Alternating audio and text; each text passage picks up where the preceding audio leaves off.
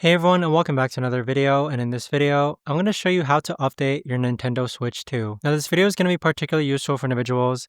Let's say that you just got your Nintendo Switch 2 and you want to see if there's any new updates available so that you can make sure that you're compatible with most games. How do you actually go ahead and check for updates? Now this video is going to be short, sweet, and simple, guys. There's not going to be a lot of steps involved. So the first thing that we're going to do is that we're going to go into System Settings. Next, you want to go ahead and scroll all the way down, click on System. Next, click on System Update, and then this is going to allow you to check for system updates.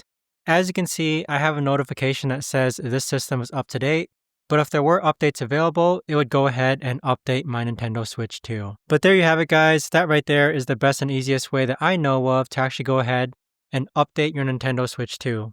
If you guys know of a better or easier way to actually do this, let me know in the comments down below. I would love to know. Thanks so much for watching, everyone, and I'll see you guys all in the next video.